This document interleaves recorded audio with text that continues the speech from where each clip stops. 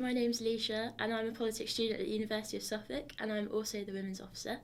And I'm really grateful to be joined by Miranda. Hi. Hi, Leesha. How are you? I am chilly this morning and it's is. a cold morning. It's actually, we met at 8 a.m, didn't we? Yes, because I am a lunatic. I get to work really, really early. The commitment to this podcast is unreal. Well, you did get out of bed very early, so I'm very, very grateful for that. 7 o'clock this morning. For a student, that is very early. That is impressive. 5:45 over here. But Okay, I'll step back. And so my name is Professor Miranda Horvath, and I am the Director of the Insititute for Social Justice and Crime here at the University of Suffolk. And I joined the university in September 2021, so I've been here for a couple of years now. Amazing. So we're jumping on to chat a little bit about yourselves and the university's involvement in Operation Soteria Bluestone, and also your Violence Against Women and Girls Network, which is really awesome, and I'm really excited to learn more about it. Oh, thank you. I think probably I need to give you a bit of context about how I ended up here, or like not one of those like, oh, my career type chats, but to make sense as to how I ended up working on Soteria. So I am a forensic psychologist. Psychology is my background. And I've worked on all kinds of research around violence against women and girls for the last 20-something years. And so I've worked on domestic violence, sexual violence, lads mags, people's attitudes to women and girls, sex work, kind of you name it. I've done some research on it, I think. And when I was at my previous institution, one of the people in the research directorate there approached me and said, you seem to have a lot of connections and you do work in a range of things around violence against women and girls. Have you thought about setting up a research network? And I was like, no, but that's really my kind of thing, because I love meeting people, talking to people.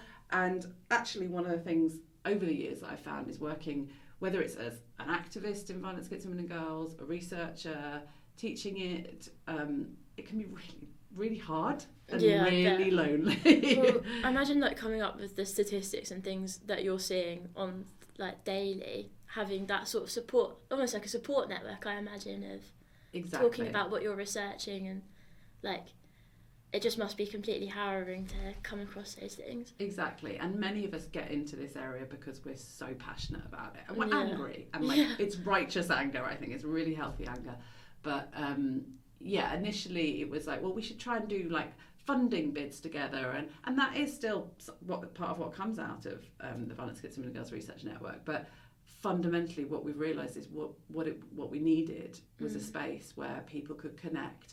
And particularly master's students, PhD students, early career researchers, where you're trying to establish yourself as a researcher, but there's all these other pressures, and you're doing this topic which makes you want to scream and cry and sometimes feel uplifted, obviously.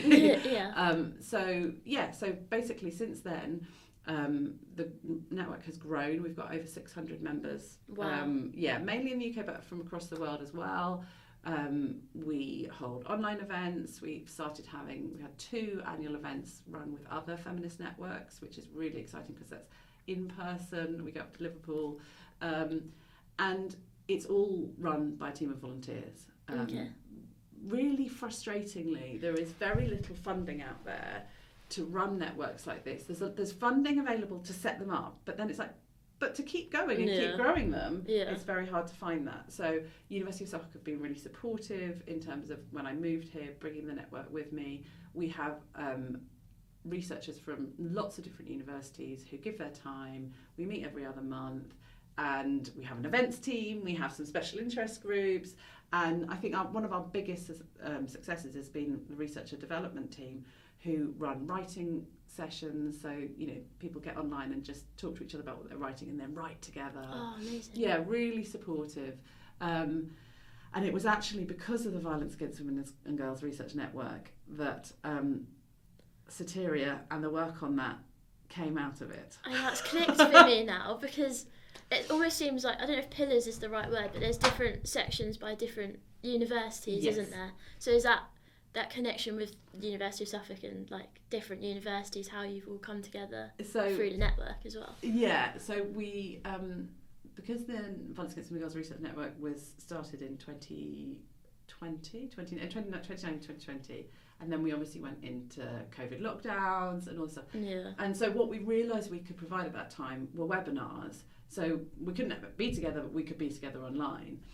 And the wonderful Dr. Olivia Smith from the University of Loughborough organised one about rape and investigations and prosecutions.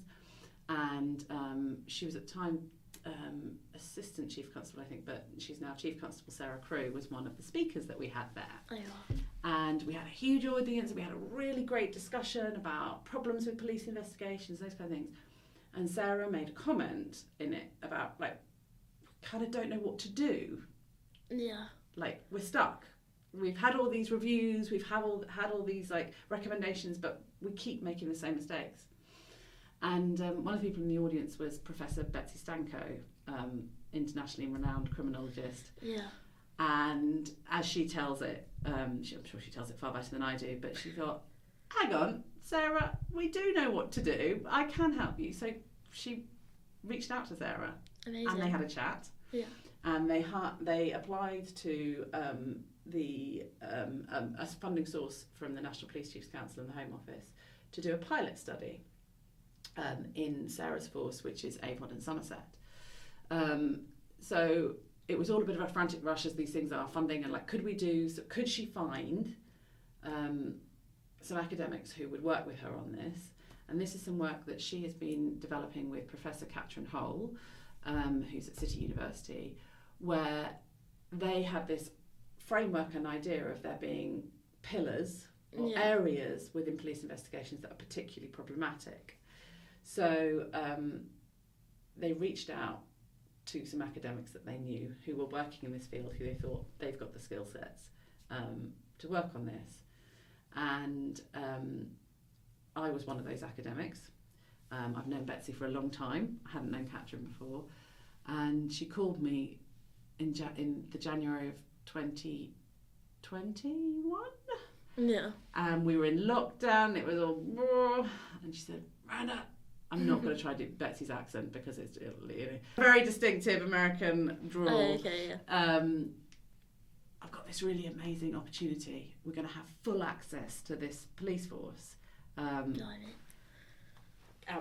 she described the pillars to me, which I will describe to you in a second. What do you think? And I was at this point on my knees. My kids were really small. One of them was preschool age. One of them was just starting school. We'd been locked down. We were busy. It was like I said, I need to think about it, Betsy. And out of all of the people she approached, I was the only person who said she needed to think about it. She said, well, you've got 24 hours. Think about it. So I thought about it, and it was like, oh, this sounds like one of those opportunities that. Yeah. I'm glad that you said yes. Yeah, I'm glad I said yes too. So then it was this whirlwind of between January and April that year, pulling a team together. So there were 6 pillars of work. This is the backbone of Soteria. And I was responsible for pillar 1, which is called suspect-focused investigations. And that's really about the shift away that's needed from the emphasis on the victim to say, hang on, should we think about who's actually perpetrating this crime and focus our investigation around them? Then pillar 2 is about disrupting repeat suspects. So again, it's about thinking about, we've got all these people that the police know about who have an allegation against them, and we know something about what they've done. But to date, the police have been really, really poor at actually saying, well, what could we do with them? If we know this person's been accused of 3 rapes in the last 2 years, but they always end up in a no further action, or something goes wrong, should we maybe take another look at this suspect to say that actually there might be something else we could be doing here around them? Pillar 3 is about procedural justice and the victim side of things. I'm sorry, I should have said as well, Pillar 2 was led by Dr. Kari Davies from Bournemouth University. Now, Kari and I had met once before. She joined the Violence Against Women and Girls Research Network. Amazing. And then we met and we decided that Pillars 1 and 2 were so interlinked that we had to run them together. So we've done everything between Suffolk and Bournemouth, which has been fantastic. Pillar 3 is run by Dr. Kelly Johnson and Catherine Hole initially. And then Catherine stepped up to do more of the overall leading of the project with Betsy. As this team is mainly women, life happens. So Kelly had some maternity leave and Olivia Smith came in and led Pillar 3 with that. So that's been a real collaborative effort, which is really exciting. And then Pillar 4 is led by Dr. Emma Williams, who's at the Open University, and that's all about learning, development, what are we putting into how we train police officers to give them the right skills and knowledge to be able to do a really good job. Pillar 5 is about data, put simply, but it's about enabling the police to understand what data they've got, how they can use it better, but also to challenge some of the things around, for example, the outcome codes that we have for when, for example, there's an investigation and they know who the suspect is, but the victim decides they don't want to engage in it anymore, or so there are lots of different outcome codes that the Home Office that the police use, and there were just 5 pillars at the initial bit. However, it quickly became apparent that there should be a sixth pillar, which is around digital and the use of digital evidence, and Tiggy May from Birkbeck. No. Let me just, we'll have to edit that somehow. That little bit out. Edit that bit. Because I've just realised as well, Pillar 4 is led by Jo Lovett from the Child and Women Abuse Studies Unit at London Metropolitan University, and Pillar 6 is led by Tiggy May from the University of London.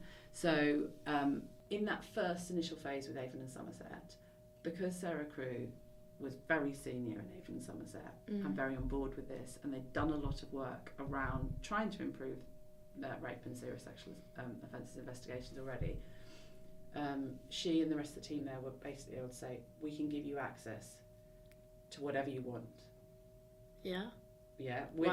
Within like data protection and ethics and all this kind of stuff. So one of the things that I think is really unique about Soteria is that the way Betsy and Catherine had designed it was that they required for each pillar, each police force that we worked with, to have a police lead for that pillar. Okay. And ideally a deputy as well.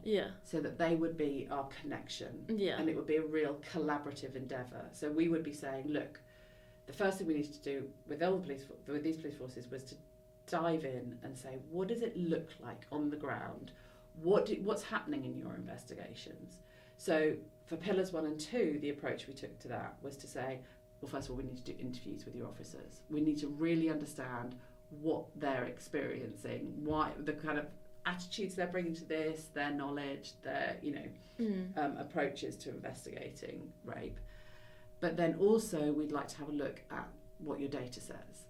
So in Avon and Somerset, and then the subsequent forces we work with, we asked for 3 or 4 years worth of every investigation's data.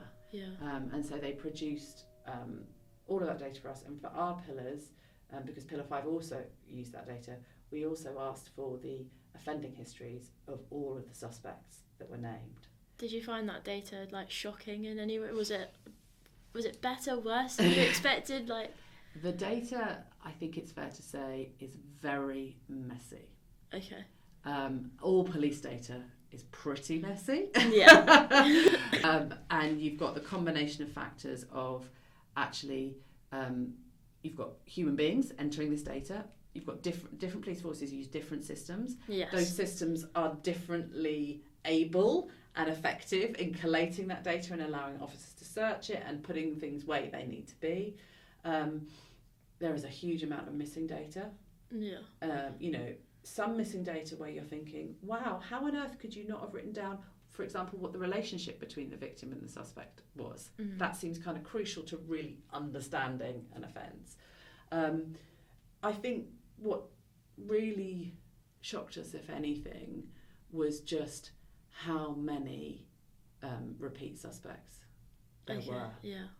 And how many suspects were repeat for other sexual offences, but also just for other offending. And because what that really told us is that A, there are people who are doing this again and again and again, but B, the police know who these suspects are because they're named, they're in the system. Yeah. So it's not a case of, well, we can't find who they are in most instances. Yeah. You know, we do know who they are, we do know where they are, we do know what their offending history is.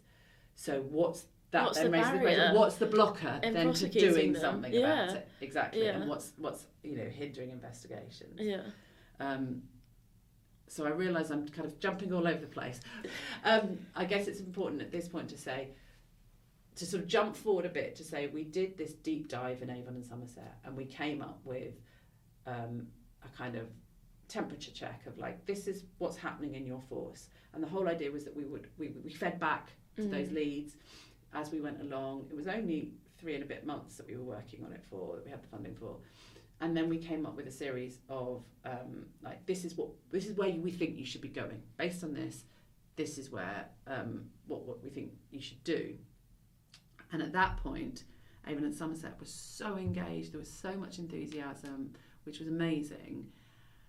But there was also this feeling of, if we're going to do this, we've got to really go for national change. Yeah, I was going to say because every police force is different, isn't it? And exactly. Sort of, was there backlash from certain forces who didn't want to give you maybe information, because I can imagine that could be difficult, but also, I don't know how to put this politely.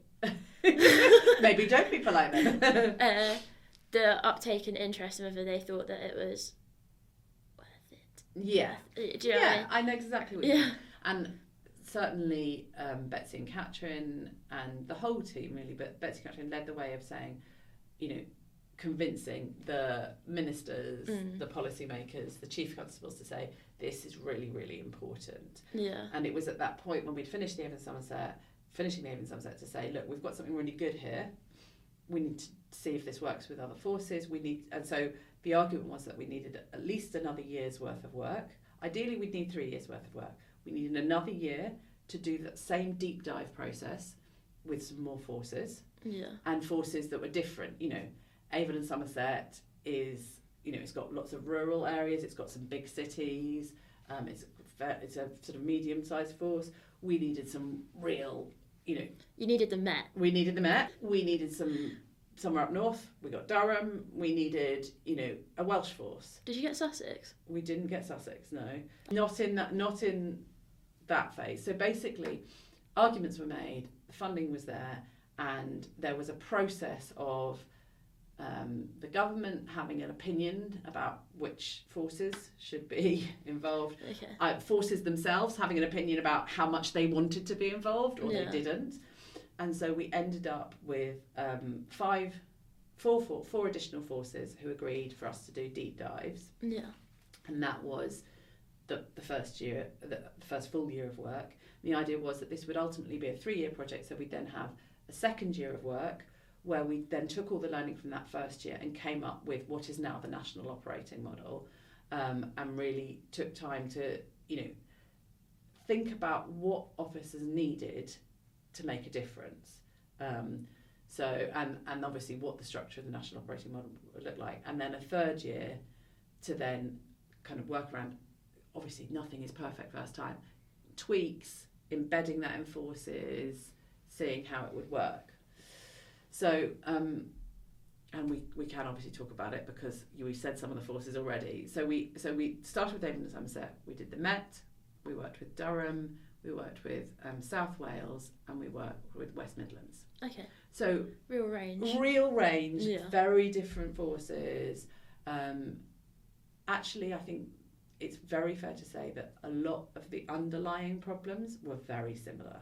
Okay, so even there wasn't a city difference compared to like a more rural force, or there were different challenges, but it wasn't that you could say, oh my goodness, right, if you're a big city force compared to a rural, it's definitely going to be like this. Yeah. There are challenges around actually resourcing and the demand that they face, but many of the underlying issues for example, around officer attitudes and beliefs and knowledge about sex offending. That was kind of universal. And I think it's also really important to say at this point, it wasn't all bad. We did see some good practices. We saw a lot of officers desperate to do a good job and trying their best in very challenging circumstances. We also saw bad practice, bad behaviour, appalling attitudes, so I think for balance it's important to just acknowledge that. And we certainly had experiences of some specific officers or groups of officers or forces where you could see they were resistant in the way you mentioned before. They were suspicious.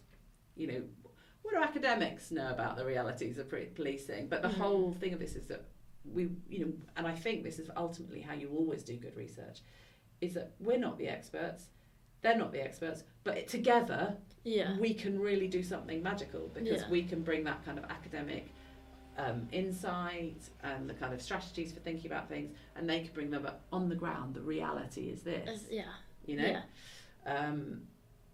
So I've now completely lost my train of thought. You've got we've got 5 forces. Yeah, thank you.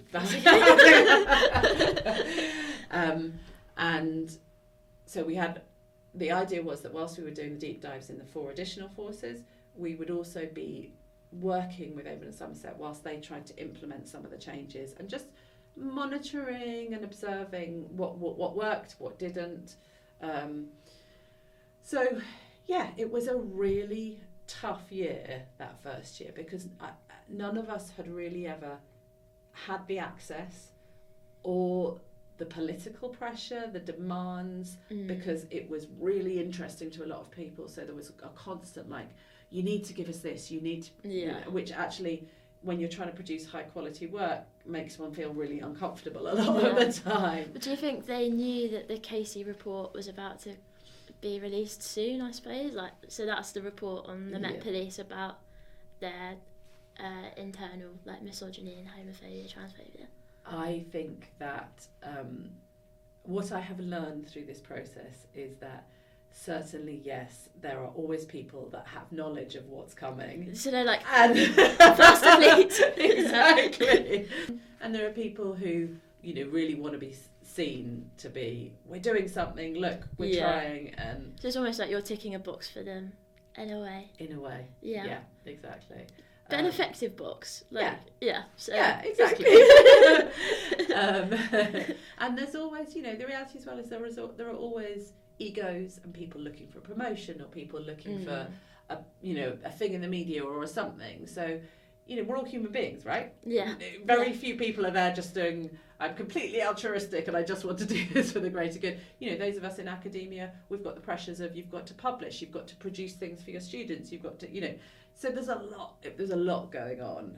I've never worked on something so intense. It was completely all consuming. Wow. And we had amazing teams of researchers here at Suffolk, at Bournemouth, across all of the institutions, and I do think it's important to really acknowledge that every single one of those people worked so hard, and actually the costs on all of us of the pressure were real and serious. Mental health was affected. It was tough, and I think there are certainly massive lessons to learn for all of us about researcher well-being, about police officer well-being as well. The pressures of saying you've got to do your day job and then help these academics with this and make all these changes. And we built in our teams in Pillars 1 and 2 that all of our staff had access to clinical supervision and group supervision and support, and and I used it. It was invaluable, and I think for anybody wanting to do this kind of work, you've got to take care of yourself. It's trite. I know we all say it, but it's so true. Is that in terms of the workload and the pressure, like you said, and also the severity of what you're and researching? Just that you are, exactly. That you hit the nail on the head. That you are constantly thinking about these awful things. And I know we had a number of team meetings where our researchers beautifully articulated what I think a lot of us were feeling about. It's the quantity of it. looking at this data, talking to these officers, and the thousands and thousands of victims. Wow, yeah. And that feels, it's too much, actually. And so you have to be able to compartmentalise. But you can't, sometimes you look at something, or there'll be an officer describing what they did in the case, and you can hear, and you know that would have damaged that victim. Yeah. You know, even if it was with the best of intentions, those behaviours, those interactions were not what that victim needed. And equally, the kind of colluding with suspects as well, and hearing, you know, those beliefs that really you don't understand how sex offenders work, or that sex offenders are everywhere. There is no one stereotype of the dark man in the, you know, in the dark street with the long coat. It's just not a reality. Sex offenders are everyone, can be anyone, you know? Yeah.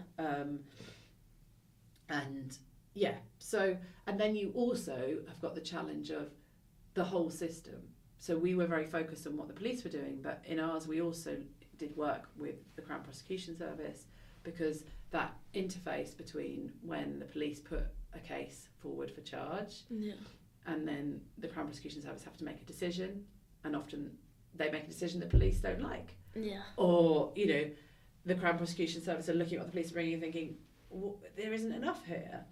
So, and then within the structures as well, that you've got, you know, victims not receiving support from independent sexual violence advisors, or the many amazing organisations, Rape Crisis, Women's Aid, who are providing support, but they're chronically underfunded, that counselling times are enormous. You know, the list goes on and on and on. Yeah. So we're focused on this, on policing, but policing doesn't sit in isolation, and the system is broken, and the courts and the delays, you know, like everything. Yeah. It's not on the side of the victim.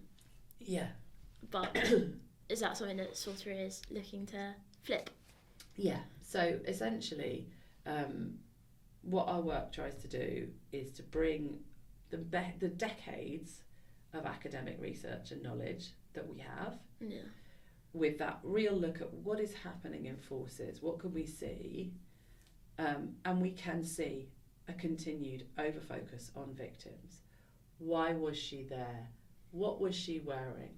Why didn't she leave him? Those same things that we've heard for years, rather than saying, why was he hanging around outside a club? Why did he continue to abuse this woman in their relationship? Why didn't he leave? Why didn't he make other decisions? Yeah. So the national operating model contains lots of different they were called products, but I don't think that's very helpful to actually describe what they are, because there are a range of things. There are templates for how to run a check on suspects, which give them guidance about, you should be gathering all this kind of information, and if you've done all these checks, because we found that, you know, that they weren't running checks about offending history on many suspects. And like, did they say why? Like, well, I think sometimes they think, you know, oh, well, I'm not really sure about this victim, I won't bother to look in the background. Sometimes it's that they don't have access to the databases that they need, because there might be only so many people trained in their department to search these databases, and that person isn't available today.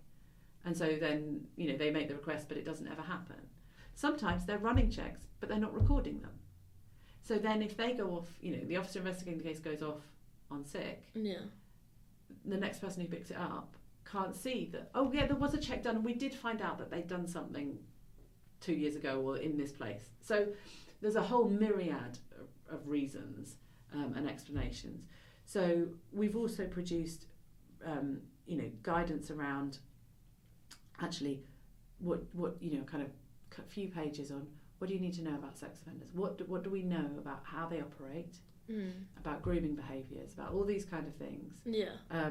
We've done some guidance which we developed with Pillar 4, which they are working into, because they're developing a whole new they're revamping the specialist training for sexual offences investigators, and so we developed with them a very short bit of guidance around what are myths and stereotypes. Yeah. About, stuff that probably... Like rape myths and things. Rape myths, exactly. What are they? Yeah. How do they work? How can you avoid them? Yeah. Or not necessarily avoid them.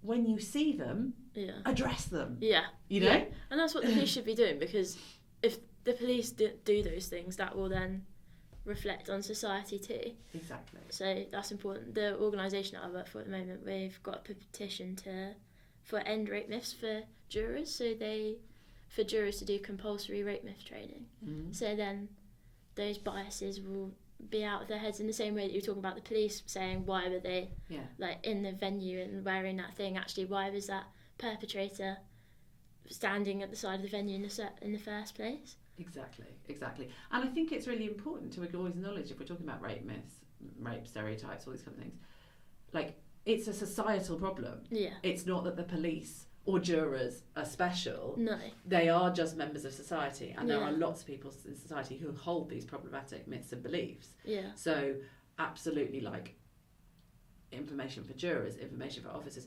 but also, and it's really hard. It is. Having been doing this work for such a long time, to be saying, oh my goodness, we still have to have the conversation about this. I know. It's got to trickle down from somewhere, hasn't it? And maybe if it is, those enforcing the law. Yeah.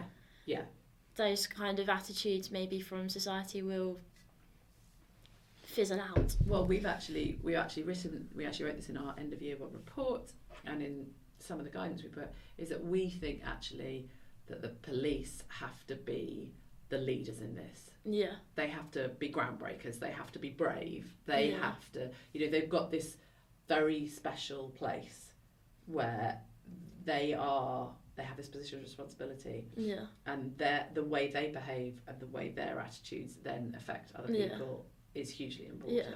So, because if then their reports are saying, well, I don't know how it works, but this person was wearing this dress, that's then going to, like you said, the prosecution service, isn't it? The jurors are hearing it, the judges are hearing it.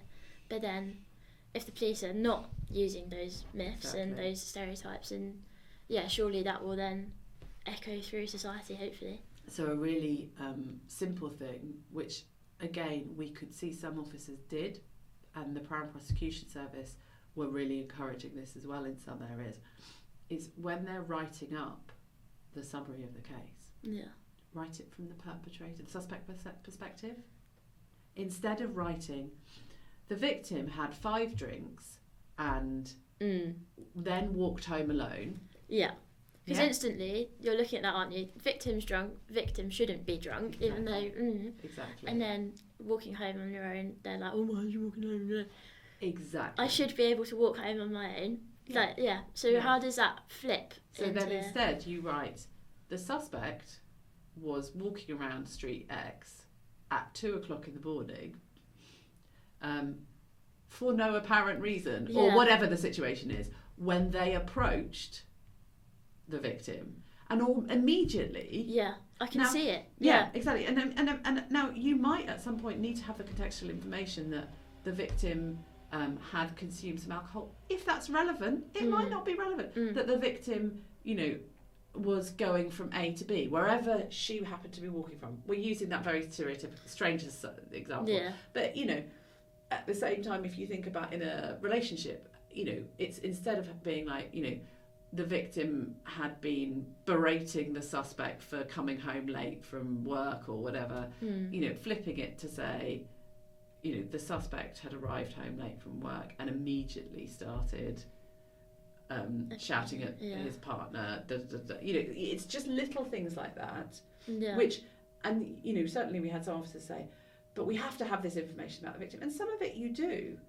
but it's just the framing of it to remember who committed this crime. Yeah, and if you put that front and centre, it, as you said, it creates a whole different immediate narrative of it. Well, and you're investigating the perpetrator, aren't you? Not investigating the victim, so it almost seems to make more sense for them to write it in that way anyway. Exactly. And so another thing that we talked about in Pillar 1 a lot, and again we produce guidance around, is making sure that officers had an investigative strategy. And that might sound really obvious, because you think, how could you do an investigation without some kind of strategy.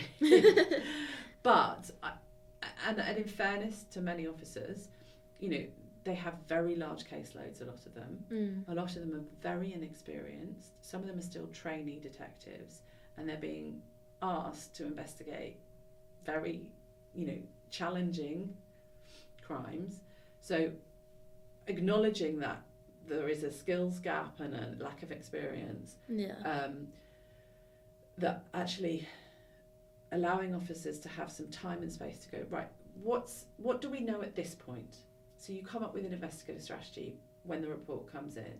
You know, you've got that initial information, right? What do we need to do? What's time sensitive? We need to secure X, Y, and Z. What actually doesn't need to be done immediately but should be done in the next 24 hours? How are we risk assessing and safeguarding the victim, the suspect, maybe children, other people who are involved? And that investigative strategy should be revisited and developed as the investigation goes along. So as you then collect evidence, you're saying, okay, great, this is not relevant at all, we can park that, and that they're also recording this, thinking about how it's changing, talking with their supervisors. Really good supervision was very hard to find in a lot of the forces we worked with, and that's important, and you know that as a student, I know that as an employee, having a good supervisor, a good line manager, a good teacher, a good supervisor for your dissertation, whatever it is, who can ask you the right questions, guide you the right way. Of course that's going to be important in an investigation for an officer, but that was another area that was really poor. So it was, what we were trying to do was that mix of very practical things alongside the, look, we all know about rape myths, but actually just let's give you a breakdown of what this really means and looks like. And then in terms of, like, for example, some work around the kind of documentation and interaction with the CPS. You know, what does the prosecutor really need from you as a police officer, and what can you expect for them? So we produced guidance around that, and equally there was a whole suite of information that we developed around strategies and tactics that they can be using to disrupt repeat suspects. So, you know, everything from, you know, if they're a foreign national, how do you do international checks? You know, what are some strategies you can do around putting in civil orders, for example? So there are civil orders where even if you haven't got a charge or a prosecution against somebody, you can still have a civil order because they are at risk of offending again and things like that. And a lot of that is very underused at the moment. And some of that is a resourcing issue. A lot of this can come back to resourcing. And funding. Yeah. And, you know, but that's not an excuse. I think we should always be pushing and asking for, we need to be, and I'm gesticulating, which is hopeless for a podcast, we need to be here's the gold standard up here. It's up high, the hand. It's up high. The reality is we're down here at the moment. Right. And okay, resourcing might only allow us to get to the midpoint between those two hands. Yeah. But we should still be aiming to get to the top. Yeah. And still be putting things in place to allow us to get there at some point. Yeah. You know? Yeah. And I think that was really interesting as well, because one of the other things that we did in the second year of this was that then another 14 forces were brought on, who they were asked to self-assess where they were. So they didn't get the full deep dive treatment, but we'd advised on, like, some questions they could be asking themselves, thinking about, okay, if you're then going to be given a new national operating model, how you need to do that, have done some thinking about where you are, and then teams of us went and, like, met with these forces and spent a couple of days with them where they were able to talk through this self-assessment that they'd done. So by the end of the 2 and a bit years, we'd worked with 19 forces. Wow. Yeah. In 2 years. Yeah. And I think, you know, those 14 follow-on forces, they got a much lighter touch, but they still had access to us, and we'd run drop-in clinics so that they could come and talk to us about anything. And that was really helpful for us, because we were then saying, as we were developing the national operating model, look, we've developed some guidance around this. Does this work? And great. Oh, no, it doesn't. Okay. No, tell us why it doesn't work. Tell us why this will never. And we saw you know, again, very similar themes across all of the 19 forces, obviously some variation. Yeah. So that actually by the time the National Operating Model was launched in June, hopefully most forces were in some way aware of it. And there is then a big step for the remaining out of the 43 forces to then get on board with this. Yeah. I know that they've set up so that those 19 forces who were involved in the beginning are then providing like peer support to the newer forces. And that's, they join sometimes, don't they? Forces, like they come together and things. So yeah. So, but having that kind of peer learning support, which we all know through our undergraduate degree, works really well. So that's ongoing now, and yeah, like there is so much work there. Yeah. There is so much potential for really good things to happen, I think, but yeah, the proof, it's got to happen now. Yeah. And there has to be, I think, and this is where it is now, that kind of ownership from police forces to say, we want to do this and here's how we're going to make it work. Yeah. And what I really hope is that in a couple of years' time, once it's had time to embed, that other researchers will be brought in to evaluate it and to really go back to the beginning, look at it all, and then work with the forces to say, okay, this worked, this didn't work. Some of it isn't going to work, like as with everything. Yeah. You don't get everything right, do you? But to really be able to tease out, I think, what worked, what didn't, and how it worked when it worked well. Yeah. But yeah, at the moment I'm cautiously optimistic. Yeah. I think. Like, how long do you think it will take for us to see change, do you think? I mean, I certainly in the time that we worked with Avon and Somerset, we really could see in the second year when we were developing the work around the National Operating Model, and because one of the things the forces did was often they would invite us to sit on their working groups for their implementation and support, so we supported that wherever we could. Yeah. There were improvements. And within, so that's a 2-year period. Yeah. For there to be structural, because that's internal structure improvements in 2 years. Yeah. That feels huge. That does feel exactly. And so they changed how their rape and sexual offences teams worked, structured those, all those kind of things. So and the number of prosecutions increased. We met quite regularly with the Crown Prosecution Service there.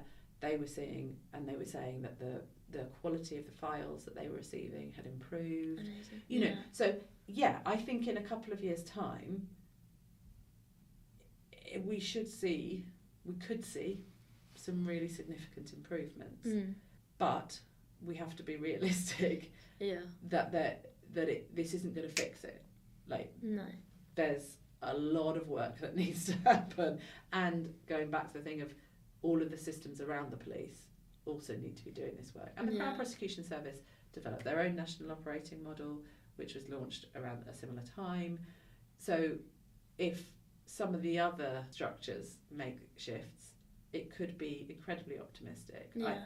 I think that what we can't get away from, and particularly if we just think about victim experience, is that the short-term funding structures for support organisations, for ISVAs, all that kind of stuff, fundamentally don't allow really good development and growth of expertise.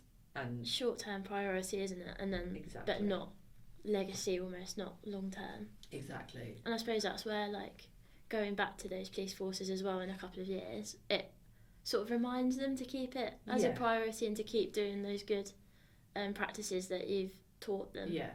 So yeah. And there's a team from the National Police Chiefs Council and the Home Office now working with those forces, helping them implement.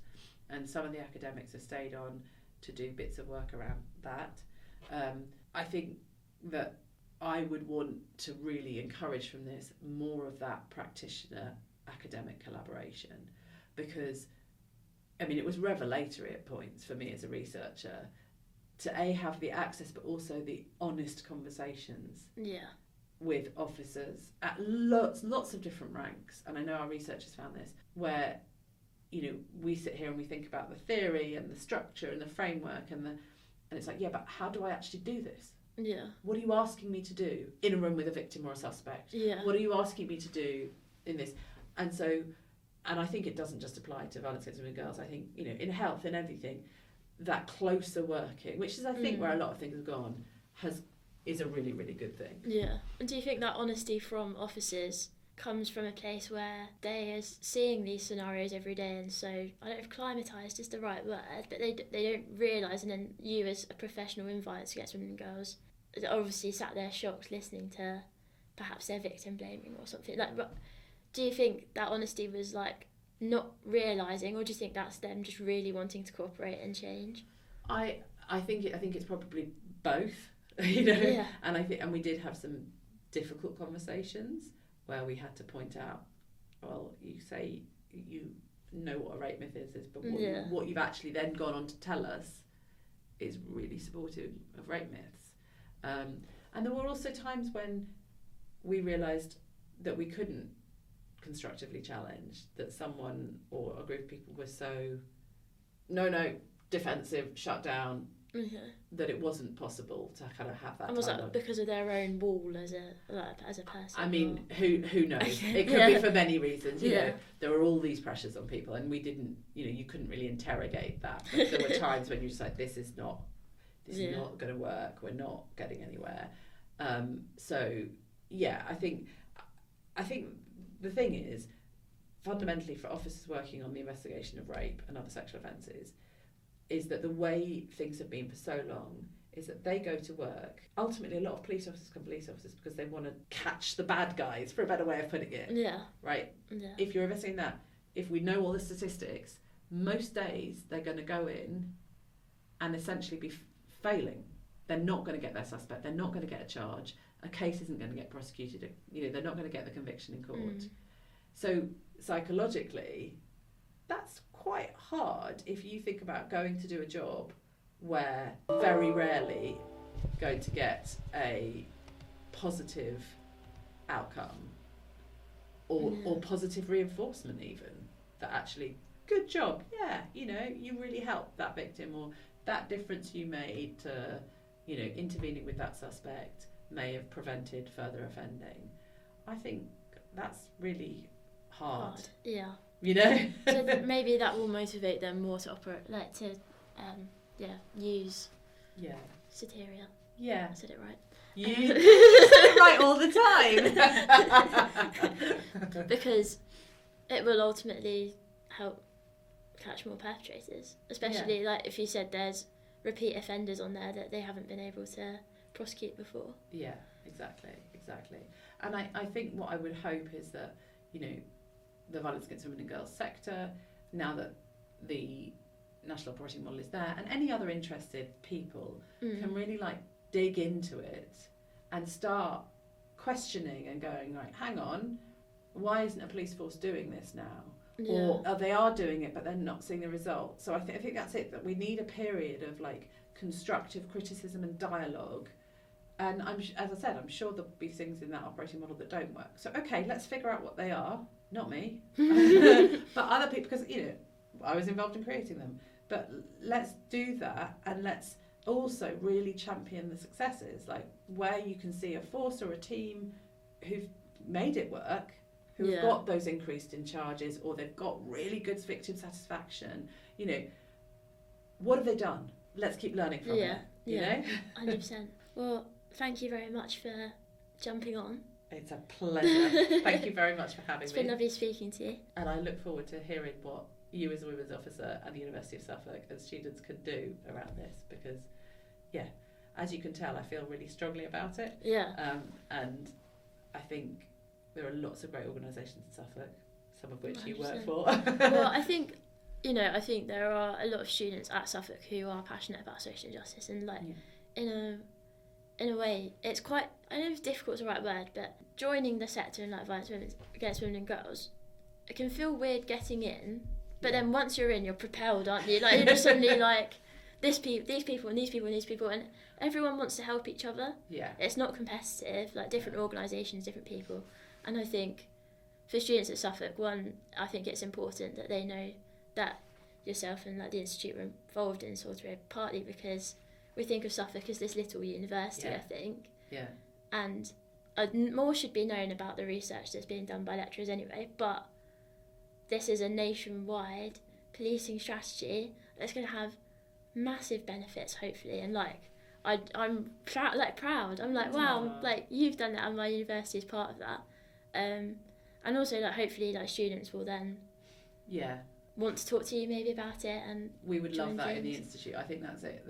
There's so many projects in the Institute. The team there are doing so much great work, and generally, I think there are so many people at Suffolk who really are passionate about social justice. Yeah. So then it's like, well, we have, the university is still quite small, but it's growing. Yeah. So what can we do? We've got increasing numbers of PhD students. PhDs aren't for everyone, but are there more, events and things that we can co-run? Anything basically. And I just really encourage any student who's interested. Email me, email the Institute. Yeah. There'll be somebody doing some research or some knowledge on the specific thing that you're interested in. And I would say this, but join the Violence Against Women and Girls Research Network, because it's a really nice group of people. And that's lovely. Same for the Students' Union, right? Yeah. Amazing. Thank you. Thank you.